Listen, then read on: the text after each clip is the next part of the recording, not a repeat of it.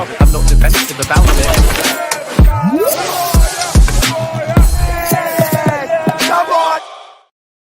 Yes, people, what's happening? Welcome back to the channel and welcome to another live stream and day 9 of the January transfer window. As always, guys, there is plenty to dive into in regards to Chelsea Football Club.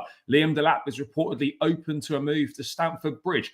We've also got the latest on reported interest in Nico Williams and Jamie Bino Gittins. Chelsea are also interested in a swap deal for Mark Gurhey involving Trevor Chalobah, but there's a few potential stumbling blocks. So we're going to dive into that one. The Blues are prepared to move for Kobbie Mainoo as early as this month if they get any encouragement from the player. Andre Santos is set for a role in the squad next season. Chelsea have looked at Ronald Araujo at Barcelona, but he is getting close to a move to Juventus. Illia Zabarnyi, the Ukrainian centre-back, I believe he is, at Bournemouth, is also another player who is admired. And according to Matt Law, there's a massive club in Europe who are genuinely interested in Kiernan Dewsbury-Hall. I'm not sure what that club is, but we've also got the latest on Mykhailo Mudryk with his B sample expected back at some point this month. So there is loads and loads to dive into, plus all your questions and whatnot in the chat. Big up to everyone that's locked in. Day 9 madness. Let's get this show on the road. Smash the like, subscribe if you're new around here. All of that good stuff, people. Let's say hello to a few people and then we'll get cracking. I just don't see a guy who joined last summer going to Chelsea in January. No, maybe not. But, you know, I don't think a lot of us thought a lot of things. I don't think a lot of us thought that, you know, Chelsea would be potentially interested in Kobbie Mainoo. I don't think a lot of us thought we'd sign Kiernan Dewsbury-Hall for 30 million this summer and then try and sell him again 6 months later. The same with maybe Renato Vega. The same with a lot of things. So whilst it might not seem likely, you know, you should always expect the unexpected in football. I don't see that happening in January. Hopefully Chelsea gets it done in the summer. Yeah, I hear you. I don't think the Jackson project has failed whatsoever. What we have failed to do so is bring in an alternative striker to compete with and help Jackson. That's where we've let ourselves down at this point in time. Araujo, Zabarnyi, Diamonde, Gurhey, Adonez. These are our targets of centre-back. None really give us confidence. I don't know if that's entirely fair.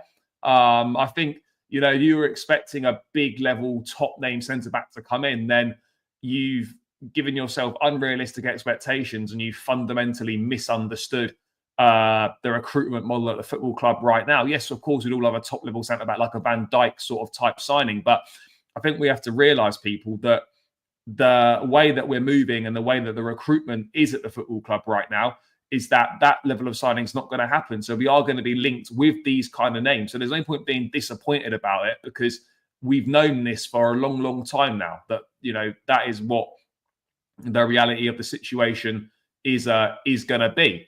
I don't believe he is. I don't believe he is at all. I think, you know, and again, what I'm saying is Delap my first choice signing? No, probably not. But I think we have to move away from this feeling within football where people are just obsessed with names. People are obsessed with like G&A rather than actually looking at a player's strengths, looking at a player's you know, his profile. Would he suit the team? What does he bring? And Delap, whilst okay, might be inexperienced, is a very good profile, ticks a lot of boxes for a profile of striker that Chelsea are looking for. So I don't think we should be in a position to be discarding players based on, you know, not maybe a massive sample size to go from. You know, myself included, you know, people were writing off the likes of John Duran and Samuel Morodion in the summer. I tell you what, most of us would have liked one of those right now this season. So, you know, I think we have to learn to trust the scouts, trust the people that are in charge. They've proven that they can identify good level players. Thomas Araujo, I don't think it's going to happen. You know, you can apply that to loads of things. If someone wanted Gyökeres, why didn't they pay Coventry City 20 million when he was going to leave them a couple seasons ago or whatever. You can apply that to so many things. Sometimes clubs aren't in a position to take that much of a gamble. So yeah, you can apply that to so many transfers. It's not about not having ambition. It's about market opportunities. It's about what caliber of player is available. It's about a number of things. So let's wait and see. No, going to Chelsea won't be easy. I've got absolutely no idea. I don't know how any of this stuff works. I don't know why it's taken so long, but hopefully it's expected back this month, and then we can move from there. Yes, big up. Guys, there's lots of things coming in. I'll try and get through as much as I can. But big up to everyone that's locked in. Let's start with this Liam Delap stuff then, because there's an update from Ben Jacobs. He did an article in Give Me Sport last night, and he stated, Chelsea remain extremely keen on Liam Delap, and he's expected to be the subject of bids this summer. The player is open to a move to Stamford Bridge. Now, of course, you would be open to a move to Bridge if you're playing for Ipswich, with the greatest of respects. But how easy will Liam Delap be this window? I think a move for Liam Delap this window is going to be very difficult. Not only because he's only just joined Ipswich, but Ipswich are desperate to keep him. They want to try in the Premier League. Chelsea remain extremely keen on Liam Delap. The Ipswich Town striker has 8 Premier League goals this season, is expected to be the subject of bids this summer. Ipswich are reluctant to sanction a sale in January, but Chelsea are serious contenders for Delap, who is open to a move to Stamford Bridge. So Delap is keen on the move. And the more you sort of look into this Delap stuff, the more obvious a transfer it would seem for Chelsea to do. Oh, fuck, am I lagging, people? For fuck's sake. This internet is moving absolutely mad. Are we back? Are we back? Let me know about audio and sound and all that shit, people. Are we back in the mix? Please do let me know in the chat. Are we better? Are we better, guys? Let me know. Am I moving in minus 4K? No, we're good. We're all good. Fucking hell. Yeah. Anyway, back to proceedings. So, yes, the Delap's obviously open to a move. January is very, very difficult. Very, very difficult. Not only because of, teams reluctant to lose their players mid-season, not to mention, January tax, not to mention English tax in the case of Delap. But Matt Law adding a bit more fuel to the fire with his latest appearance on the London is Blue podcast, saying that definitely have an eye on Liam Delap. I would suggest a heavy one, which means that I'm not saying that means Chelsea are going to make a move, but that would suggest that there's big interest from Chelsea. And that would suggest that maybe something is possible in January. If Chelsea can offload Christopher Nkunku, that means that we could go and make a move for Delap. Now, I look at Liam Delap, and I think at 21 years of age, he's a brilliant profile. His strengths are really good. He's got everything to be a top-level, modern-day centre-forward, and he would be the perfect profile who is good enough to go into that team, compete with Nicholas Jackson, and also start games ahead of Nicholas Jackson if needed, plus give you a completely different option off the bench when you when the game might need it. So I look at people slating Delap or criticizing Delap, and I think if Liam Delap wasn't English and he was like Liam Delapinho or something like that, doing the same thing in a struggle inside, then people would be lapping it up. People would say, "Oh, this guy's great" or whatever. Look, I don't know what it is, but whenever it comes to English players, people have always got more of a negative output on it because they're English and because of X, Y, Z reasons. They're not very technically good because they're English. If Delap was doing exactly what he's doing now, but he wasn't English, the conversation surrounding him would be very, very different. I think there's a heavy sort of heavily weighted negative bias, in my opinion, when it comes to English players. It's the same with Mark Gurhey. It's the same with Levi Colwell being criticised, you know. Do you know what I mean? I'm not saying it's the same with Josh Achimpong, but if Achimpong was a different nationality, you know, people would be raving about him. Exactly. This is my point, you know. This is my point. And whilst I'm not trying to make out that Liam Delap is some sort of world beater, by the way, but he's a lot better than people would give credit for.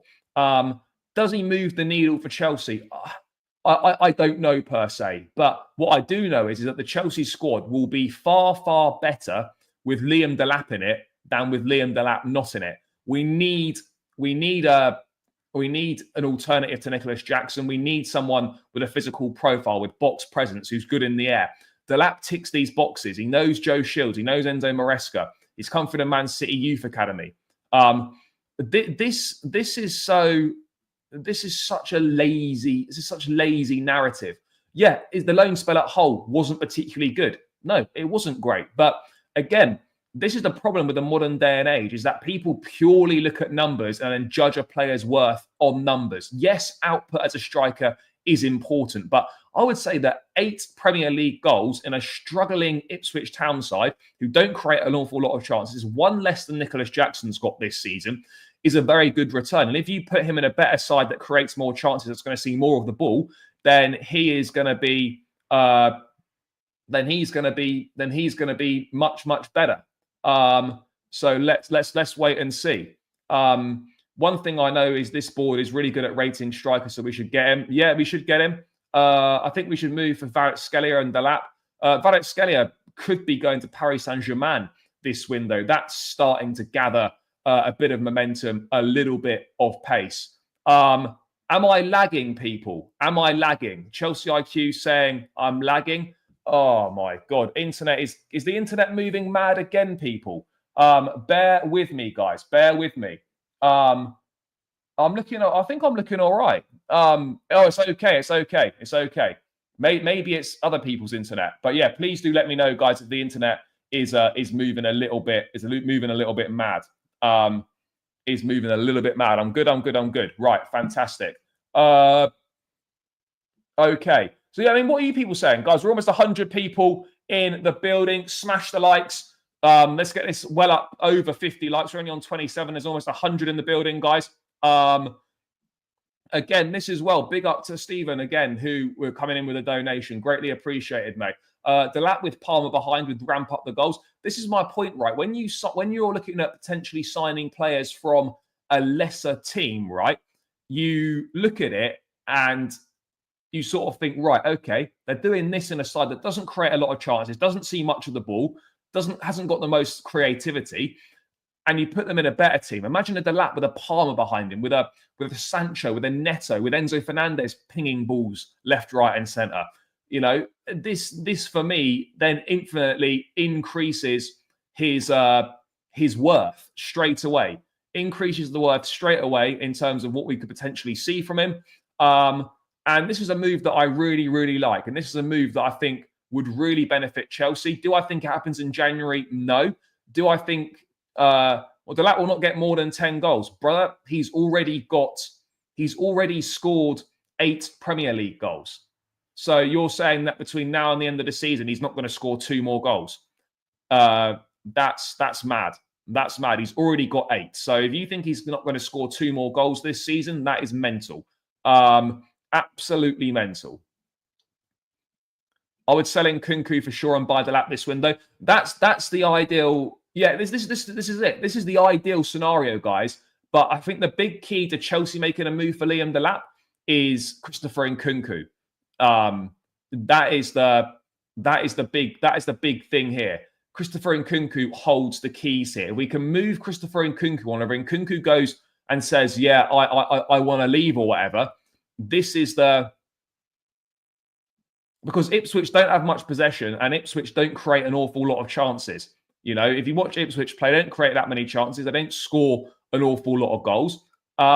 So that is where that comes from. if Delap comes in, how many goals would he get at Chelsea? I've got absolutely no idea, but I'm confident that he would score. He would definitely score goals.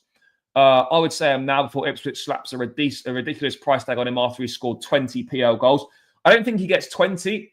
If he stays fit for the remainder of the season, he gets 15 Premier League goals, which in an Ipswich Town side that could well go down, is a very, very good return in your first ever Premier League season. I think that's very good. Someone asked about what I think the price would be in January. If we were to make a move this month, if you factor all things in, he cost £20 million in the summer. I would say that that's probably doubled now. Add maybe some January tax and some English tax. I think that you could get Liam Delap in January between 50 and 60 million. If you could do that, 50 to 60 million for Delap in January, I mean, it's a lot of money for a player that cost 20 million 6 months ago. But if you factor things in, like January tax is form and being English, 45, 50 million pounds. I think if you could do a deal for 50 million all in January, I think that's worth doing. I think that would be worth doing. What strikers are you signing for 50 mil that are going to make a difference? There's very, very few out there. You're looking at someone like Omar Mamouche, who Man City are looking at. Frankfurt reportedly wanting 80 million euros for him. Now, I'm not saying that Delap is better than Mamouche or anything like that, but you get my point, guys. You get my point. City have got a first refusal. So if a offer comes in for Delap, then City have got matching rights. They can match that offer. They've got first refusal on the player as well. But at the end of the day, it goes down to whether City want to bring him back. And City are looking at signing Mamouche, which would suggest to me they're not interested in bringing Liam Delap back to the football club. We need to join the race for Mamouche. Brother, we're not joining the race for Mamouche. Delap or Ferguson? It's got to be Liam Delap. Ferguson, as much as has got a lot of ability, I'm not feeling it with Ferguson at the moment with that dip in form, the injuries and whatnot. Leslie did do well in pre-season. What do you attribute our recent bad run to? I attribute it to key players missing, and I also attribute it to us simply not taking our chances. I'm not saying we played well in all those games, but we created enough chances to win, or we created enough chances to be able to win all those matches. So for me, I think the big thing is just not taking our chances, basically. City would then have to agree terms with the player. Again, he may want a new challenge. Yeah. Mamouche is good. Mamouche is doing very well in the Bundesliga with Eintracht Frankfurt. Mamouche, 25 years old, Egyptian international, good player. So let's wait and see what happens with him. But I don't know. Part of me just feels when Matt Law says keep a heavy eye on it, you're sort of thinking, okay. Could something happen in January? Could something happen in January? This is the big one. This is the big one. It's gonna, at the end of the day, though, the problem we've got is, guys, is that we cannot move for an attacking player until someone moves on. That's the problem. We can't move for an attacker until someone moves. So any January move for Delap is going to require Christopher Nkunku to leave. And right now, I don't know how likely Christopher Nkunku leaving the football club is looking. I would say it's not looking particularly likely. Do I see Nkunku leaving? Yes, I do see Nkunku leaving. Do I see him leaving this month? Maybe, but I think an Nkunku departure is far more likely in the summer, which is where I think this Delap thing comes into play. But having said that, this is Chelsea. This is a transfer window. Never say never. PSG are trying to get Kvaratskhelia, so I think that to me shows that maybe Nkunku, certainly they're not looking at that for this window. No, I don't think Nkunku wants to be here. Yeah, we're going to get into the Araujo stuff as well. Ipswich have signed Jaden Philogene for reportedly £21 million. Ipswich do have money, by the way. But you could, maybe some people might think that means they're spending the Delap money. I don't know. Chelsea are not going to sign Kvaratskhelia, guys. Chelsea are not going to sign Kavicha Kvaratskhelia from Napoli. Looking likely for a move to Paris Saint-Germain. Man United are said to be interested in Kvaratskhelia as well, but those men haven't got the finances to do anything right now, so I don't think that's going to be happening. Again, if Kvaratskhelia goes, they've got Desiree Doué, they've got Barcola. I'm not really sure what the plans are. They've got Ousmane Dembele as well there. Delap's injury record is pretty good right now, so that's also a plus. Think Delap moves this window and Nkunku leaves this window. That would be the ideal situation, guys. That would be the ideal situation. 150 in the building, guys. Only 36 likes. What we playing at here? Smash that like button. Get this up. This should be on 50, 60, 70 likes by now. So run it up, people. Loads of people in the building. Make sure you subscribe if you're new around here as well. Would greatly appreciate it as we head towards 15.2k. But let's run those likes up, guys. If Barcola's not available, I don't think so. Bro, no, we're joining no race for Kvaratskhelia. No race for Kvaratskhelia. We have been interested in Barcola in the past, but with the wingers that we've got now, with Esteval, even with the Mudryk situation, names like Barcola are not being mentioned. People like Jamie Gittins, Nico Williams are guys that we're looking at. We're going to dive into that interest a little bit later on. But that is the latest with Liam Delap, is that he's keen on a move to Stamford Bridge. Chelsea are extremely keen on Liam Delap. Matt Law suggesting to keep a heavy eye on this one. Could we go? Could we go and do it?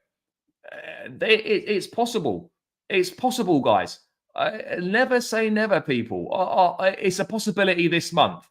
It's a possibility this month, but again, it's going to require on Christopher Nkunku leaving, and that's going to be the big issue.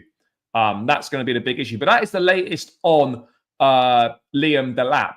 Now, people were asking me about Ronald Araujo. People in the chat have been saying to me this week, "Oh, Charlie, let's get. Chelsea should be looking at Thomas Araujo."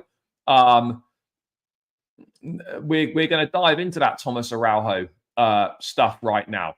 So Chelsea like Bournemouth's centre-back Illia Zabarnyi. We're going to dive into that in a sec, but don't see a deal being done for him this month. Chelsea have also looked at Ronald Araujo, but also don't see that being done this month either. Now, people are big fans of Ronald Araujo. I get it. He's an exciting player, good talent. Obviously, he's only just returned to the Barcelona lineup. I think he got injured at the Copa America in the summer, and he's only just come back on board. Yes, he's a good centre-back, but we spent 70 million quid on Wesley Fofana, who's constantly injured. Let me just bring up, for those of you that are championing Chelsea to sign Ronald Araujo, please, please, please don't moan if this guy gets injured.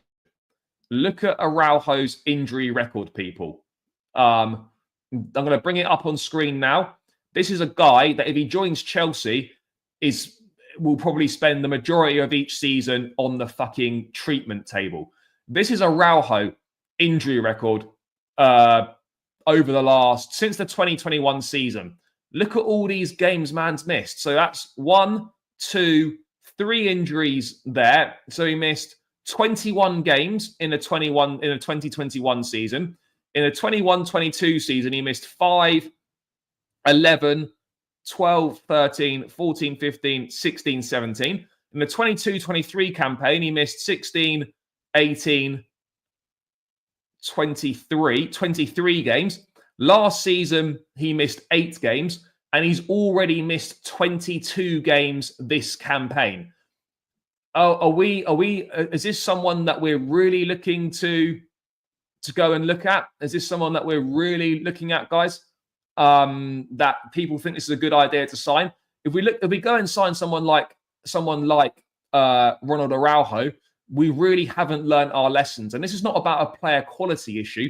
This is about a player availability issue. We've already got Wesley Fofana, who's unavailable most of the time. We've already got Reece James, Romeo Lavia. We don't want to be adding another injury-prone player to our ranks. So yes, we may well have looked at him, but there's no point bro, I'd rather have Tosin because at least he's fucking available. There's no point having Ronald Araujo in the squad when the geezer is always injured. There is no point in having Araujo in the squad when he is always injured. It's pointless. It's utterly pointless. So we should be staying. We should be staying well clear. Well clear. People talking to me about Vita Reese. People talking to me about Vita Reese. He's agreed personal terms on a long-term contract with Manchester City. They're currently in conversations with Palmeiras over a deal for him. Man City are also advancing on a deal for Kuzmanov at Lens. So that's two young centre backs that Man City looks to have got locked up. Kuzmanov is the guy. But yep, City are going to get Kuzmanov and Reese. No, we can't take a chance on another injury-prone player. Absolutely not. I feel like we need a reliable rock that can form a partnership with Colwell for years to come. I agree on that. They were hoping Fofana was going to be that guy. Fofana, unfortunately, isn't that guy. Certainly not at the moment. He's not that guy. So we have to go and explore alternatives, guys. We have to go and explore alternatives. Let's have a look. Let me just quickly bring up the. Let's get this back on screen. So Araujo's been looked at, but Juventus are desperate to do a deal for Ronald Araujo as well. So that's going to be also interesting. I suspect that Araujo's got 18 months left on his Barcelona contract, I believe, will either go to Juventus or will sign a new deal at Barca. But Ronald Araujo's injury history, as we've just brought up, is reason to stay away. You know, Barcelona reporters are saying that Ronald Araujo's unhappy at the new camp. We've got Fabrizio Romano reporting that Juventus are insisting for Ronald Araujo deal with more contacts planned with Barcelona to speed up talks. But Benfica are still not opening the doors for Antonio Silva's exit in the January window at this stage. So let's wait and see. But I suspect that Araujo could be going to Juventus, maybe a loan with an option or a loan with an obligation or something like that. But we got to stay well clear of him because he's just constantly injury prone. There's no point. You know, and this is classic what Chelsea fans do. But you already got injury-prone guys with James, Fofana, Lavia. And then you get that news that Barcelona are willing to listen to offers for Araujo, and you've got Chelsea fans lapping it up. Oh, guys, hear me out. No, stop. We draw a line. We don't sign these kind of players who are always injured. No news on Thomas Araujo at Benfica. I think if Benfica are open to letting one player go, it's going to be, it will end up being Antonio Silva more likely than Thomas Araujo. I don't know what prices that we're looking at right here, but the centre-back one is interesting. Zabarnyi is an interesting one as well. He's a good player, a really good player, Zabarnyi. Ben Jacobs was also been talking about the centre-back situation at Chelsea, and we are going to move on to Mark Guehi and Trevor Chalobah very, very shortly. But Zabarnyi is an interesting one. He's 22 years of age. He's done very well at Bournemouth. He joined Bournemouth, I think, in January 2023 from Dynamo Kiev. And he's done very well. He has done very well. But again, a move for Zabarnyi in January, I think unlikely, guys. I think unlikely a move for Zabarnyi in January. I'm not sure that is going to happen. So let's wait and see, people. But Araujo, look, we know that Araujo's got quality, but there's no point having the quality if you've got an injury record like his. It's a madness. It's an absolute madness. What are you lot saying in the chat? We're going to move on to attackers very shortly, guys. Badiashile and Disasi weren't good signings. We need to be honest. I still think Badiashile could turn out to be all right. Disasi, absolutely not a good signing. Badiashile, I still have some level of faith in. Yes, mate. Big up. Hope you're doing well, bro. Hope you're doing well. Zabarnyi's class, young enough for the model, plenty of first-team experience already. Yeah, look, Zabarnyi, I think, would be an interesting one. I wouldn't be opposed to that, but Bournemouth is going to be difficult to do business with, particularly in January. I don't see Bournemouth letting Zabarnyi go in January. No chance. Got a question for you. What if Chelsea don't recall Chalobah or buy Guehi? What then? well, what then is that we'd be taking a massive gamble. But maybe there's someone else. Maybe they got someone else lined up. I'm not sure. Guys, we're still only on 56 likes. What are we doing here, people? There's 152 in the building. What are we playing at with 56 likes? Come on, guys. Run it up, run it up, run it up. Keep subscribing as well to the channel. No, get Zabarnyi fast. We need to... we'd really be rolling back to the Roman years if we splash big on Gurhey. I don't think we're going to splash big on Gurhey. Why aren't we looking at Murillo? Murillo has been looked at, but I think Murillo is close to signing a new deal with Nottingham Forest, which is not going to help our cause out there. Again, when we've been linked with Murillo before, they're looking at sort of 60, 70 million pounds. If they get European football, dare I say it, Champions League, that price is then going to go up even more. These are the problems that we are facing at the moment with these kind of players, guys. You know, Murillo is a good player, but again, you're looking at a big price tag for him. Diamonde, there is interest in Diamonde, but a lot of that seems to have gone reasonably quiet recently. Chelsea have got a number of centre-backs on their radar on the list, but the most likely one for me, if we're going to do something in January, will be either Chalobah being recalled or we're going to sign Mark Gurhey. That's right now, day 9 of the January transfer window. That's how I see things most likely playing out, in all honesty. That would be my honest thoughts on that one.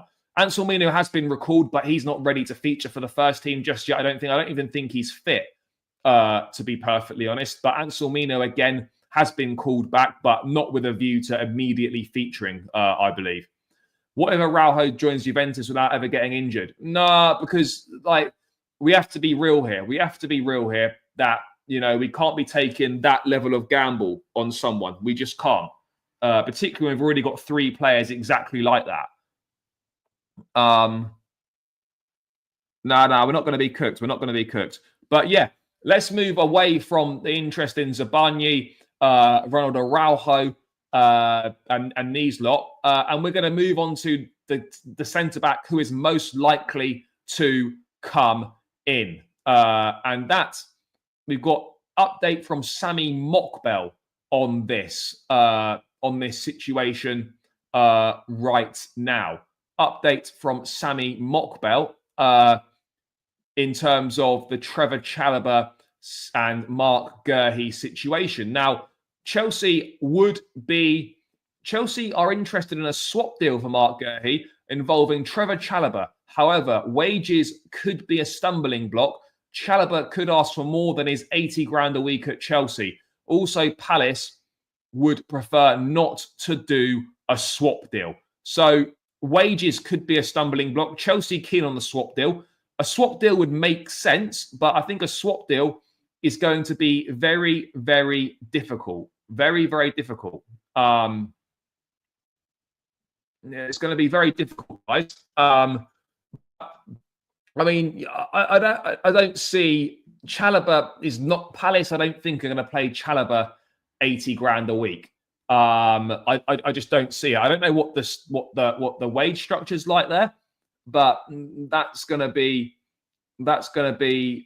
probably at the very top end, and I'm not sure we're going to do that. So Chelsea. So this is Mokbel here. So Chelsea plan to use Chalobah as a make weight in a deal for Crystal Palace captain Mark Gurhey, but they could be a stumbling block with wages. Mailsport revealed this week that the Stamford Bridge club want to sign England centre-back Gurhey this month as they seek to cope with Fofana's latest injury setback, which could rule the Frenchman out until the end of the season. Chelsea are interested in a swap deal involving Chalobah, who's currently on loan at Palace, and their former academy star Gurhey. Palace, who are unwilling to let Gurhey leave cheaply this month, despite the fact he's just 18 months left on his contract, would prefer, a straight cash deal for their skipper. But even if the Eagles would consider Chalobah as part of any departure for Gurhey, it is understood there is some doubt that Palace would even be able to agree a salary package with him. Chalobah's wages are said to be around 80 grand a week, and while that is possible in Palace's wage structure, there is doubt over whether they could afford more if the player angles for an increase when moving clubs. Palace are open to signing Chalobah on a permanent deal, but would rather it did not involve Gurhey. So that is the latest situation there. As a Russian, I would straight say no to fair enough. I don't know anything about that. And end up with 3 left centre-backs. I don't know what we're going to do. Big up. Yes, big up. I wasn't too keen on Delap until I went back and looked at his old videos. For me, this guy is a striker. All he needs is a bit of space and bang. Yeah, no, he's good. Recall Chalobah. Yeah, I'm more likely to do that. Yeah, for sure. I mean, look, we're gonna wait and see, guys. We are absolutely gonna wait and see on that front. People were 184 in the building. Keep smashing that like button. Big up for these lunchtime numbers in the January window settings, guys. Look, Gerhi could run his contract down. You know, maybe we try and do something in the summer with him, but a swap deal makes sense. But maybe Chalobah thinks that he could get a better level club than Crystal Palace. Maybe he could think that. Maybe he thinks that, which is why maybe he's reticent to, wanting to commit to joining Palace on a permanent deal. It makes sense from Chelsea's perspective to try and bring that price down.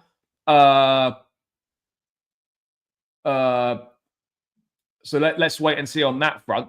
Chelsea, according to Ben Jacobs, though, Chelsea value, let me just bring this bit up now. So Chelsea hold a concrete interest in re-signing Crystal Palace captain Gerhi. There are no plans to pay the 70 million his current employers wanted from Newcastle over the summer, especially given the England international only has 18 months left on his current contract. Chelsea's valuation is understood to be south of 50 mil. So Chelsea are thought to value Gerhi at less than 50 million pounds. I don't see how they're going to be able to pull that off. I don't see it. For less than 50 mil, no. Unless you involve Chalobah in the deal, and you maybe do 30 or 40 million plus Chalobah. I'm not entirely sure. The Blues have a sell-on clause after Gerhi joined Palace in 2021 for 18 mil, meaning they could get the 24-year-old at a slightly cheaper rate, since the percentage owed on any sale would still go to them, even if they are also the buyer. Chelsea have also discussed bringing back Chalobah from his loan spell. That's despite him being deemed surplus to requirements over the summer. Sporting centre-back Usman Diamonde also remains appreciated, but it is not thought a January exit is possible. So that's where we are with that one. Chelsea value Gerhi at less than 50 million pounds. That's an interesting one, guys. That is an interesting one. It's possible to get him for less than 50 million. I still think, 40 to 50 million pounds for an England international, 24 years of age, Premier League captain, leadership skills. That for me is good business. I still think that's very good business, guys. I don't know about you, but I feel that is good business, people, for that kind of money for Mark Gerhi. I really don't think it's bad at all. Really don't think it's bad at all. I have to be honest with you guys. I think that's a good value for money deal. Some of these other centre backs we're linked with, that's going to cost you more than 50 mil. That is going to cost you more than 50 mil. Now, again, you shouldn't just sign someone because they're cheap. But generally speaking, what better centre-back options are there in that price range than Mark Gerhi? Leadership, 24 years of age, England international, Premier League experience, knows the football club. I don't see it as I don't see that as a bad deal whatsoever. But yes, we do need to move on Axel Disasi. We do need to move others on. We got to do it. We've got to do it, guys. We've got to move. We've got to move it on. I don't think 50 mil is pushing it for Gerhi, particularly in this market. Very rarely do they happen, but sometimes they can. But again, I'm fully aware that we've been linked with so many player cash deals under this new ownership, and none of them ever happen. So I am fully aware of that.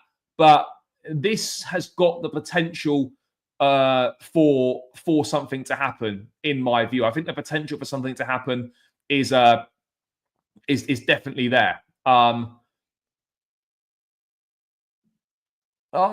hear you. Zabarnyi is good, but I think Gurhi's a lot better than people give him credit for. If Gurhi wasn't English, he'd be getting a lot more plaudits and a lot more respect. And I think it goes back to what I was saying earlier about people sort of how they're judging Liam Delap. So we're gonna wait and see. We're gonna wait and see on that one. You know, it's interesting. I think Delap is good. 70 mil for Gurhi's a joke. Yeah, look, even if we agreed to pay 70 mil, we wouldn't be paying 70 mil because we'd get 14 million pounds off. So it'd still be 55 million pounds. So yeah, at the end of the day, I think we can do a good deal. Yeah, I probably would say Duran is, but maybe Delap is a better profile and suits us better. I don't know. But I don't think Duran is likely. Yeah, come on, guys. 82 likes, apparently. We need to get this up to 100. Run it up. Almost 200 of you in the building, people. Big love, as always, guys. Smash that like button. Let's get this over 100 likes. It should be light work, guys. Light work.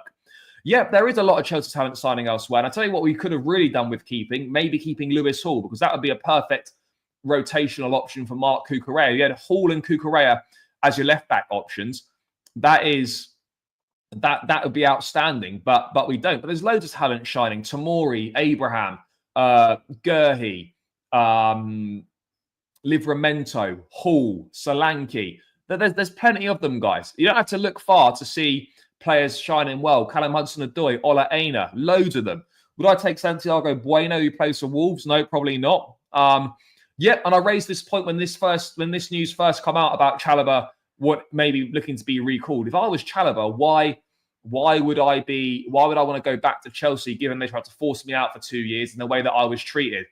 That for me doesn't make an awful lot of sense. But that is where we're at currently now, and I think this is kind of normal transfer negotiations for me in terms of this Gurhi stuff. You know, and Chalobah and whatnot. It is playing out in public, but I think that's kind of normal. I think that's pretty normal for the majority of transfer business. You know, the majority of transfer business.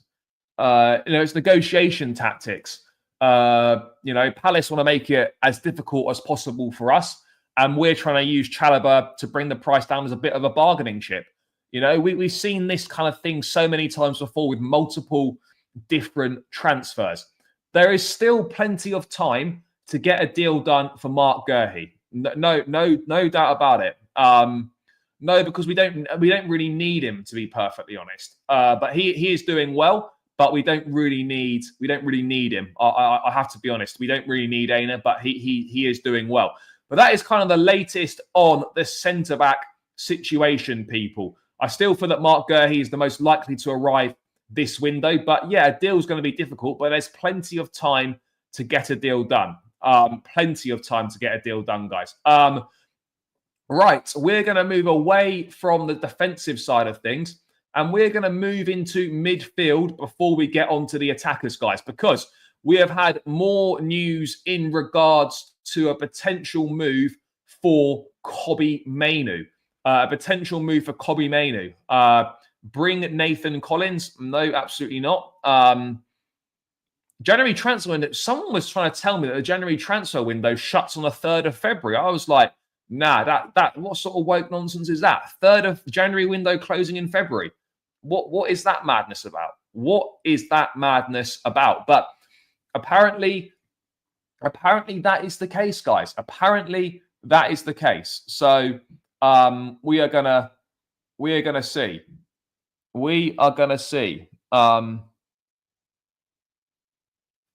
We are gonna see what happens.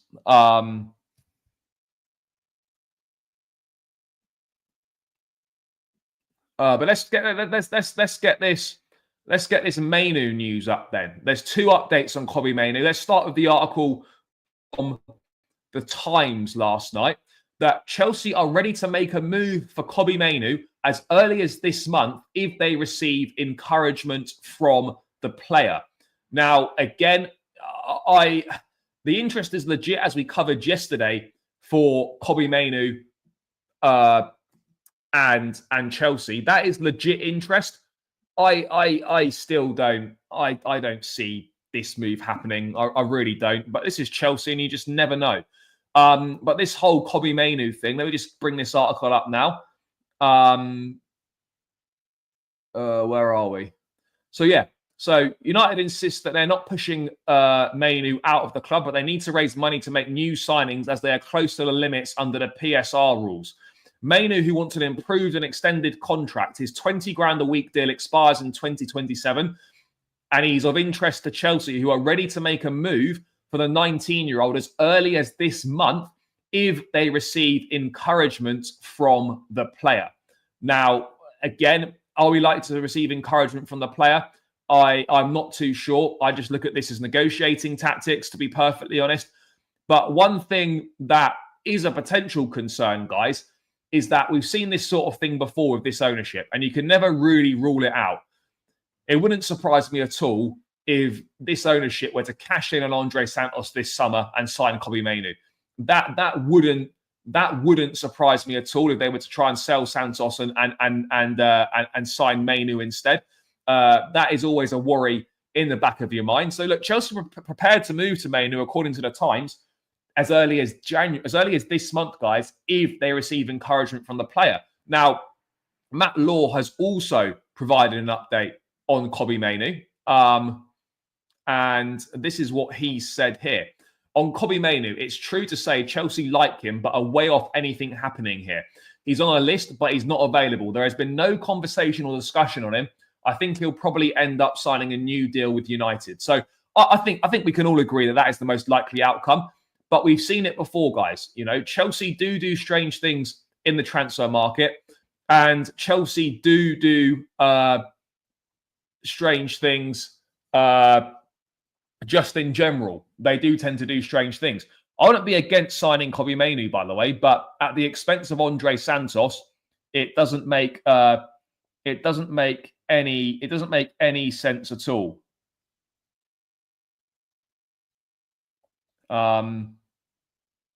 So yeah, it's I don't get it.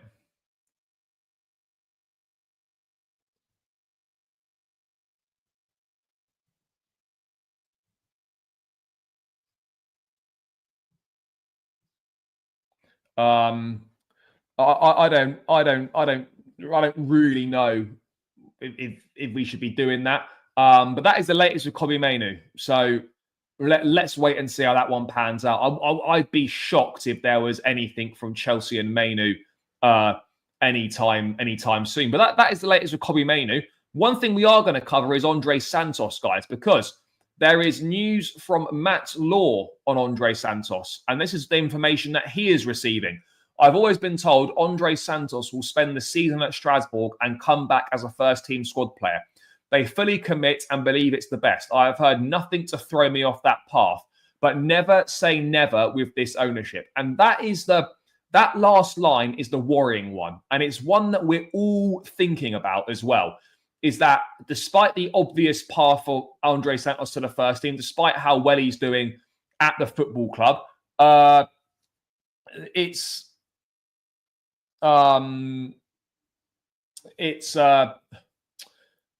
a concern because we've seen this sort of thing happen before. The Athletic have reported that Santos has got high profile suitors in Europe interested in him after his form with Strasbourg. And this is an issue, guys. This is an issue that, I can see rearing its head big time. I'm not saying we're going to do it, but I can't say we're not going to do it because there's previous from Chelsea. There's previous from this ownership. So, yeah, it is an issue. I do have a problem. We do have a problem with that sort of thing.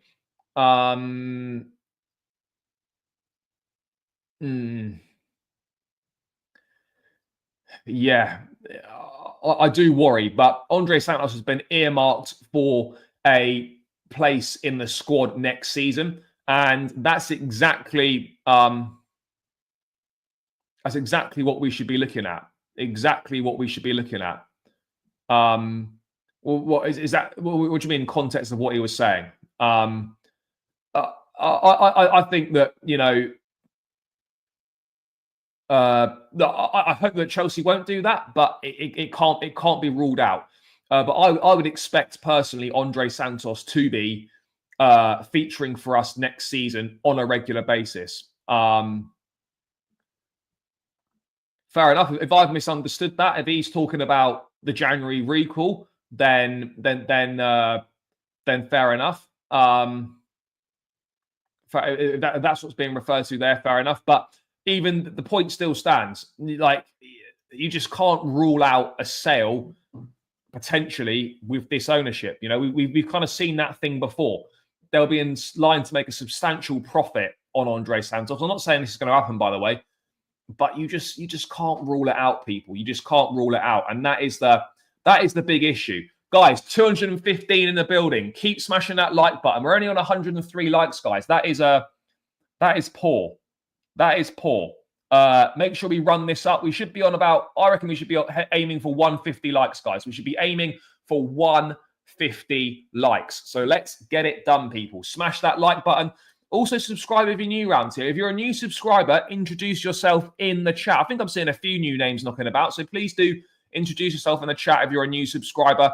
It would be great to have. It's great to have you as part of the community. So yeah, please do introduce yourself in the chat, smash the likes, subscribe, all that good stuff, guys.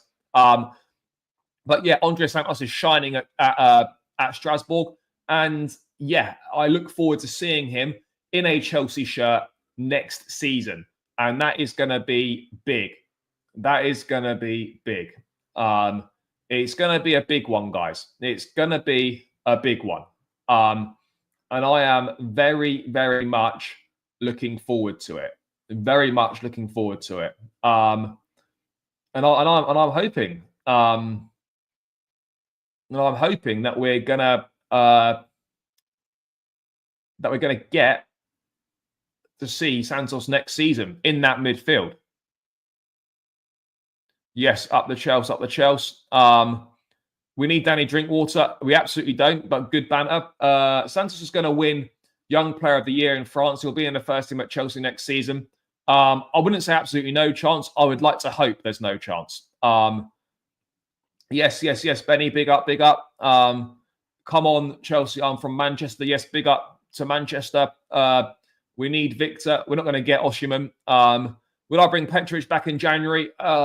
Probably not, no. But yeah, we could do with a player of his quality for sure. We could absolutely do with a player of his quality. I think he'd do well.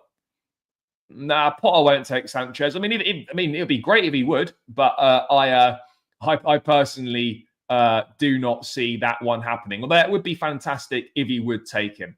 Don't get me wrong. So that's the latest on Andre Santos. What we're also going to discuss now, guys, is potential attacking signings. No, we're not. We're going to quickly move on to this line on Kiernan Dewsbury-Hall, by the way. And Chelsea would prefer a permanent sale. And apparently, according to Matt Law, the message I got yesterday was that Chelsea would rather sell him than loan him out. I can't say who in case it messes up a deal. There's one massive club in Europe in for him. It's genuine. Whether it happens or not, I don't know. I would love to know who this massive club in Europe is that is interested in Kiernan Dewsbury-Hall. I think the whole thing has been a waste of everyone's time. You know, Dewsbury-Hall's clearly been promised stuff that, you know, hasn't materialised when he signed for Chelsea. I think he should have been given a few more opportunities. He could well still stay this month. But again, I don't know, brother. West Ham, massive club in Europe. Absolutely not. Think it will be Bayern or Dortmund. It could well be a German club. I wouldn't be surprised if it was someone like Borussia Dortmund. I don't think Bayern Munich. I don't know how big we're talking here, but I don't think it'll be a club in Spain. I don't think it'll be a club in France. I think you're looking at I think you're probably looking at someone in Germany, in my opinion, if that turns out to be correct. But yeah, again, as we discussed before, KDH to replace Dani Olmo at Barca. Juve, I'm not sure. Kvaratskhelia goes to PSG, is no way, and Kunku goes there. No, I absolutely agree on that front. Milan loves buying players. They do. I don't know. Look, they prefer a permanent sale, right? We're not going to get 30 million. We're not going to get our money back for Dewsbury Hall. No chance. You know, that signing we've lost money on. That is what we have to accept. We've lost money on that signing. So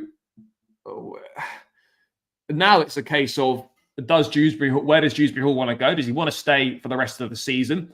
Or does he think there's a decent opportunity elsewhere? I mean, ideally, you don't want to be moving clubs again, you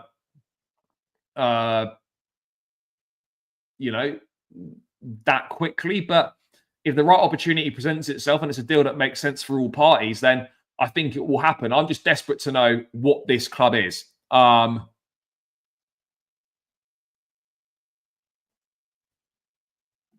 Big moment for Chelsea right now. Champions League, huge sponsorship deal, and we'll see what the owner's true intentions are from there. Striker needed, keeper, at least one of the midfielders. Yeah, I hear you. Bro, Dewsbury hasn't even started a Premier League game. You know, it's the whole transfer is just so weird because Maresca knows him so well from Leicester. We've hardly got any depth in midfield, yet this guy can't even make matchday squads. So something strange is going on there. Something strange is going on. No doubt about it. Something strange is going on.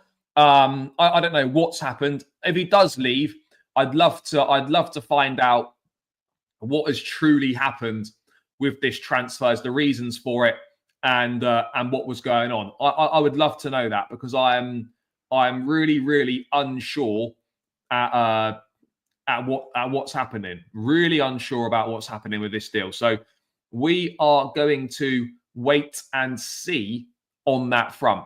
We can't sell a player on less than book value. It affects books. It's better to let depreciate player value. Fair enough.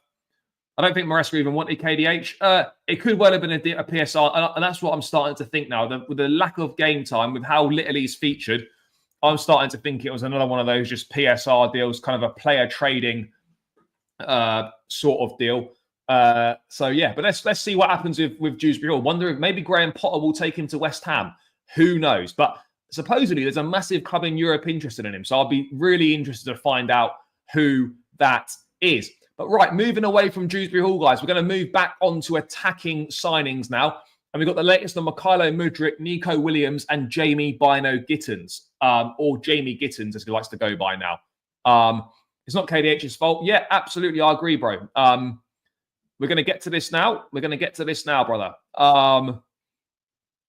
So, Mykhailo Mudryk's B sample, guys, is expected back this month. Jamie Gittins, who's been described as England's next superstar, and Athletic Bilbao's Nico Williams are both still being tracked by Chelsea. Nico Williams, I just think, is too expensive. 60 million euros. The salary he's on is ridiculous. There's no way he's taking that much of a pay cut to fit in with our wage structure. But what Ben Jacobs has been saying on this one, guys, is that where's the attacking signings? So also look for attacking reinforcements, especially in Mykhailo Mudryk's provisional ban for testing positive for the banned substance meldonium turns permanent. Mudryk's B sample is expected back in January, and if positive, the Ukrainian could face a 4-year ban. Chelsea continue to support Mudryk, but a lengthy suspension may force them to consider a new left-sided wide player in 2025. Borussia Dortmund's Jamie Gittins, who's been described as England's next superstar, and Athletic Bilbao's Nico Williams are both still being tracked. So, again, I think this is going to depend on what happens with Mykhailo Mudryk. But if Mudryk's out for 4 years, then that's going to be problems for us. And that's going to mean that we are going to have to go in for a new left-sided player. Now, Nico Williams is a good player. He's not having a particularly good season at the moment with Bilbao. He was exceptional last season. He was very good at the Euros. But again, the sort of price that we're looking at for Nico Williams, David Ornstein saying the package we're looking at is around 60 million euros, which doesn't seem like that much. When you factor in the wages as well, it's massive, absolutely massive. You know, because Nico Williams at the moment, I think, is on about 200 grand a week at the Athletic Bilbao. So he's going to expect a pay rise on 200 grand a week, which is just absolutely mental. Absolutely mental. But yeah, 60 million euros. And Ornstein has said Chelsea maintain their interest in Nico Williams, but the package is just shy of 60 million euros at the moment because it fluctuates with inflation and you have to pay it in full, which is a problem with PSR and cash flow. And then he's on a really high salary. Nico Williams on about over 200 grand a week. There's no way that, you know, who's going to pay him more than 200 grand a week? You know, look, I get it that Nico Williams is a player that's smart. I get it that Nico Williams is a decent player. I fully understand that. But yeah, no way should we be paying the transfer fees. All right, but when you factor in the wage bracket is what the wage packet as well. Nah, less of that. Less of that. No chance. I want to say he's fallen off after the Euros. He's had a dip in form. He's still young. I think he's still a very good player. But yeah, that sort of price with the wages and stuff, absolutely not, people. Absolutely not. Brian and Bremo from Brentford, again, I think Arsenal are interested in him. That wouldn't be a bad deal at all to do. But yeah, it's not the sort of deal that I would see Chelsea doing. Not the sort of deal we'd see Chelsea doing. But, you know, never say never, guys. Never say never. But it's not the sort of deal I would see us personally doing, in my opinion. Jamie Gittins, on the other hand, is a very interesting one. Chelsea scouts have watched Gittins on a number of occasions. But, guys, I think what we've got to remember here is this all depends on what happens with Mykhailo Mudryk. I think if the B sample comes back negative, then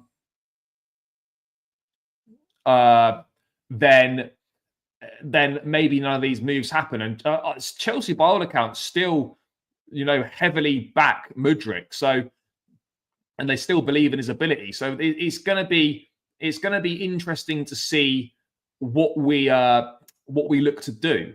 But yeah, look, if it comes back with a 4-year ban, even if it gets reduced to 2 on an appeal, we're going to need to look to bring someone else in. Yes, Esteban Willian's coming in, but you can't put that much pressure on him. So it all basically goes on this Mudryk thing. It all rests on the outcome of the B sample. Would love to give Jackson a go at left wing, as that was always his position. Bring in a proper natural striker. Jackson will and should still start. Works, yeah. Jackson's finishing has improved as well, by the way. But we just need an alternative up there, and it was a new left wing because we'd be a man down because Mudryk would potentially be banned for 4 years. That's why we need a new left wing. Jadon Sancho rents Gittins. Yeah, Gittins is good. Again, another kid that come through the academy at Manchester City. Knows Jadon Sancho. I wonder if Joe Shields is aware of Gittins. Maybe not. Yes, big up. Chelsea's just giving an English lesson in synonyms of interested in. Yeah, certainly feels that way. I like getting a striker and letting Jackson cover left wing. We're not going to get. Do they believe in his B? I mean, I don't know what's going on with the. Most of the time, B samples come back positive. That's most of the time, and then it's going to be, you know, a case of proving that he was sabotaged or whatever, and that sort of thing can just take a long time. So either way, I think Chelsea are going to need to look at bringing in a new left-sided player, depending on the outcome of the situation. We're going to have to look at bringing in a new left-sided player, in my view. But let's wait and see. Let's wait and see what happens, guys. Let's wait and see what happens on that front. But yeah, it's going to be interesting. It is going to be interesting. It's a very rare scenario. B Stumble comes back different. Yeah, I suspect it's going to be like a 15 months or something, maybe just shy of a year and a half, if we're going to be really honest.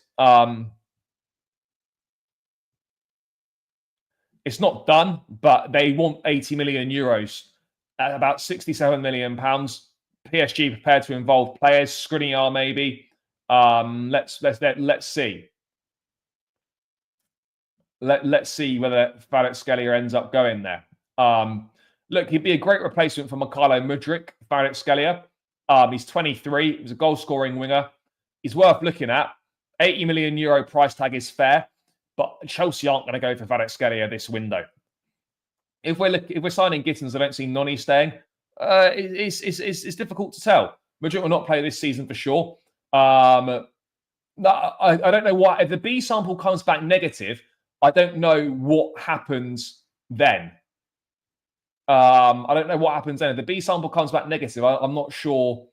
I don't know exactly what happens then, whether there's a ban or not.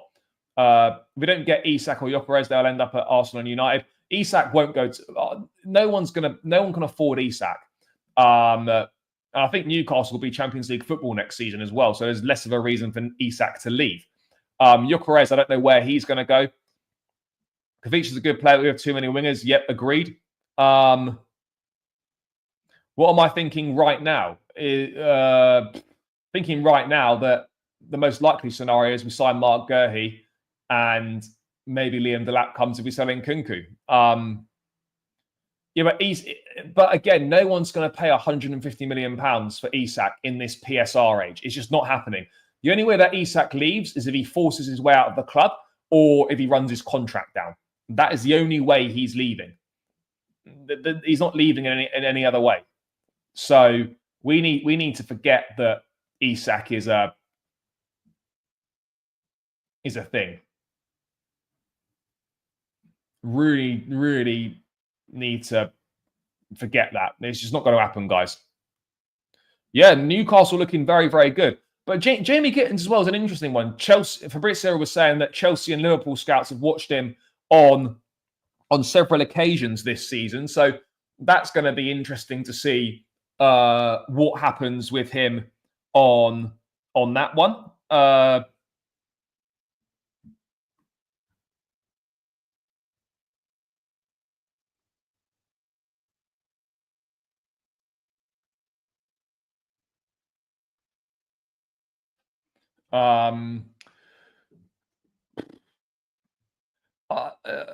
I don't know. Do we think we get there? No, brother, Guehi's not going to be done by Bournemouth. Absolutely no chance. We're nowhere near that. Do I think Guehi could be done in January? Yeah, I do think it could be done in January, but we're not anywhere near. I like Kovacic since he played for Ruben. Did he play for Ruben Kazan? I thought he played for. He was signed from a club in Georgia. Didn't they sign him from Dnipro or something like that? Or have I just completely imagined that? I don't even think we need another winger with Mudryk possible ban. Maybe we need a better winger to replace the likes of Noni. Maybe. I still think we probably need one more, regardless of Mudryk's ban. Maybe we need one more. Yeah, that's what I was potentially thinking. That was my thoughts on it. But yeah, Kvaratskhelia, I get why people are saying Kvaratskhelia, but I suspect that Kvaratskhelia will go to PSG. I suspect Kvaratskhelia will go to PSG, but you never know. But Jamie Gittins, I think, is an interesting one. But again, I think he's going to cost a lot of money. He's still under contract for a number of years. And again, that'll be big money. And there'll be a whole host of suitors for his signature. There'll be a whole host of suitors for him. So let's see what we do on that one. Guys, 130 likes, still over 200 people in the building. Make sure you're smashing the like button. Let's get this to 150 likes, guys. 150 likes. Run it up, run it up, run it up. We can definitely get there. So please keep smashing that like button. João Pedro, I don't know if he's too unproven. He's doing very well this season. You probably would want a bit more of a body of work behind him. But if I was Gittins, 20 or 21, I'd be tempted to stay 1 or 2 more seasons at Dortmund. Really learn your craft, refine it, and whatnot, and then maybe move in a year or two's time. I don't see the rush. A player like him, I don't think his stock's going to crash. He looks like he's going to become a top player. So I don't think there's a rush. João Pedro, I think, would suit Chelsea's style. Yeah, quite possibly would be. No, I think top 5 should well be Europa League. No, not Europa League, sorry, Champions League. Should get 5 places. Yeah, we can't put all the pressure on Paul. We need someone ideally who's more of a goal-scoring winger. Neto's not necessarily a goal-scoring winger. Neither is Jadon Sancho. And Madueke and Mudryk aren't really goal-scoring wingers either. So if we are looking at bringing a new winger and you want someone who is predominantly a goal-scoring winger, that is probably what's missing from our pool of wide players at the moment is a goal-scoring wide player. That would be my thoughts on proceedings, guys. That would be my thoughts on it. But again, let's wait and see. Let's wait and see on that front. Because Gittins fits the mold, doesn't he? He's young, he's talented. He fits the profile we're looking for. He's a goal scorer. He's doing very well this season, guys. I don't know how many people have watched any of Gittins, but he is doing well this season. There's no denying that he is doing a very, very good job this season. So yeah, we're gonna wait and see. We're gonna wait and see what happens. We are gonna wait and see what happens. So yeah, there we go. Bro, we're not going to highlight Kvaratskhelia Kvaratskhelia. It would be nice, but we're not going to. Yep, and it was fantastic. Tottenham won't win a trophy. They'll get turned over at Anfield second leg. And even if they were to somehow make the final, they're not going to win a final. It's Tottenham. It's the history. That's what they do. So yeah, that's kind of the latest on that, is that Gittins and Nico Williams are still being looked at, and Mykhailo Mudryk's B sample is expected back this month. And I guess the results of that will determine how aggressively Chelsea look to pursue signing a new attacker. I think that's the position that we're in right now.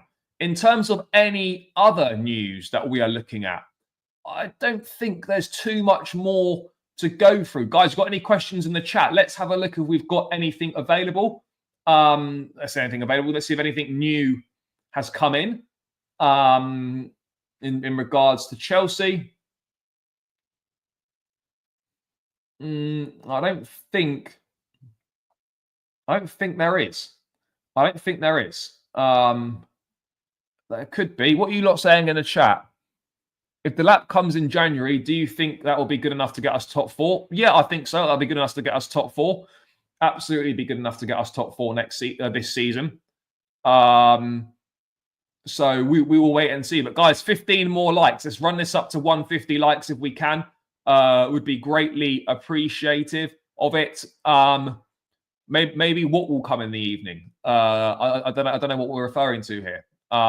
Casadei news is that Napoli are advancing on a deal to sign Cesare Casadei. Chelsea want around 25 million euros for him.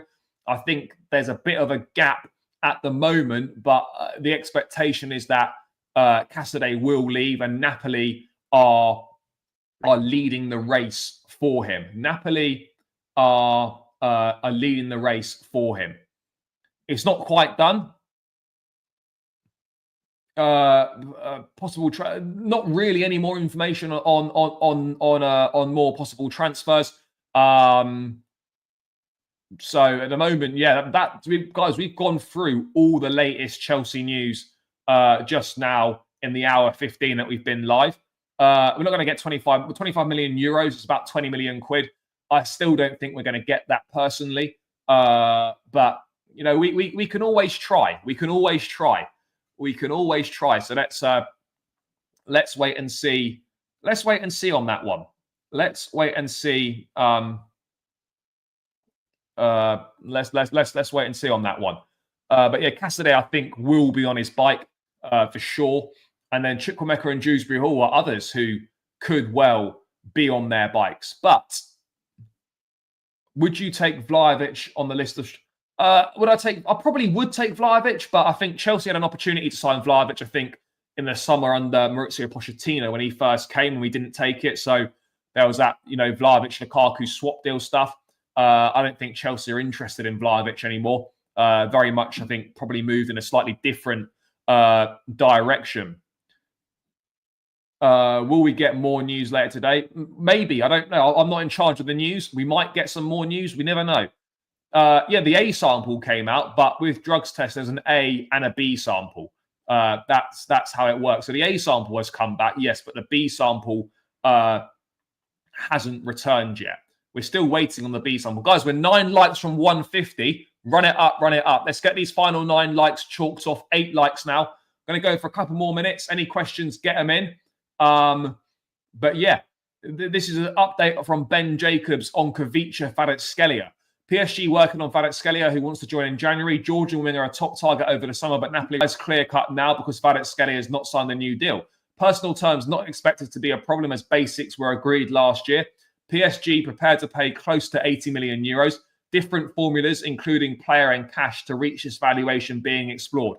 Could be one of the stories of the window if PSG pulled a signing off. So people, you know, thinking that Chelsea might go in for Kvaratskhelia, we're not going to get him. Now, Anselmino, I don't think there's any chance of an Anselmino debut against Morecambe.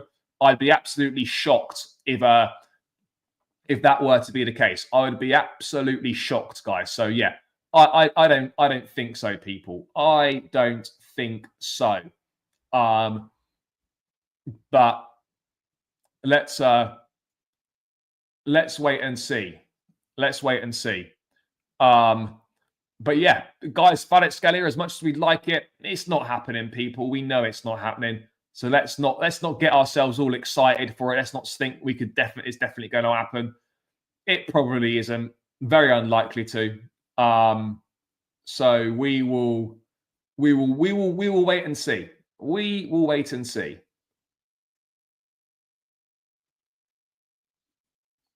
But yeah, guys, we're going to round this one out now. We are going to round this one out. Big up to everyone that's tuned in this afternoon. What's happening with Osimhen? He's just doing his thing in Turkey. He won't be coming to Chelsea.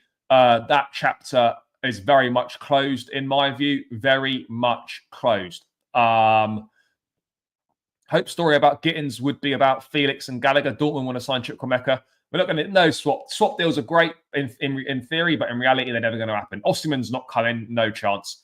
We missed our opportunity there. But guys, going to round this one out. Big up to everyone that's tuned in. Good numbers again. So big love for the support. It is greatly appreciated. Transfer window settings. Good job, guys.